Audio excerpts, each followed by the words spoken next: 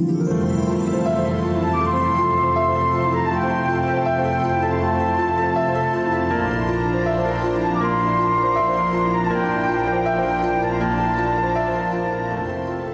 I'm Marilyn, the two-tip lady, who loves to help make your life more simple. Have you ever been alone, lonely, and even scared? One day I stood alone on the platform of a tiny deserted country railway station. Alone, but not lonely. Gently falling rain kept me company. The loudspeaker with its canned voice announcing when the next thunderous train would race through kept me company. A lone frog croaking its joy at the unexpected rain kept me company. And my thoughts kept me company.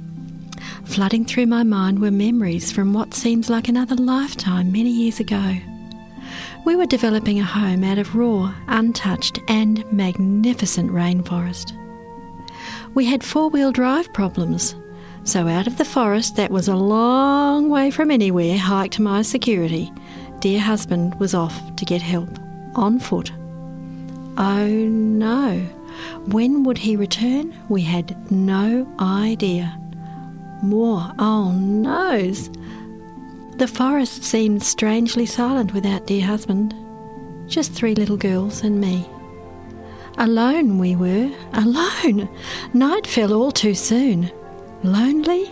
Oh yes we were. Showers of sparks from our fire lit up our landscape while we sang songs to bolster our courage. 3 little girls and I. We kept heaving more dried leafy branches onto the fire to give bright, brilliant flashes of light in our clearing, because the light kept my courage alight. But finally, tired little girls aged 9, 7 and 2 needed sleep. So off we went to our cold, dark tent at the bottom of a trail in the ancient forest, alone. But were we? Prayers for divine protection prayed, the girls drifted into trusting sleep. And then it was that I felt really alone, all alone, until, croak, croak, a frog was croaking in our water tank. Oh, such a welcome, comforting sound.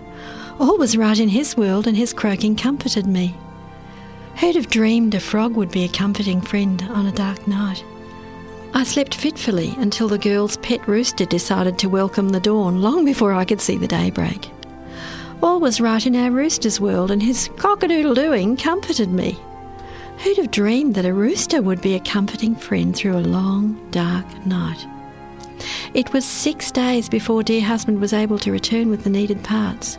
6 long days and 6 long nights. But in that time I learned to love the owls hooting in the night, the frogs croaking and the rooster crowing. All is well.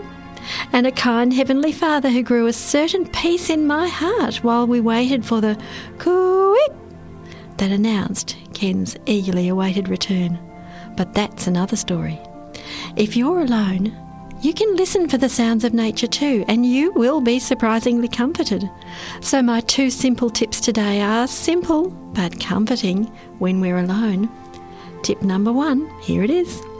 Listen for the reassuring sounds of nature. The sun rises and sets, the birds awaken and sleep. Darkness comes, but the stars sparkle and the moon smiles comfortingly. Nature sings. All is well.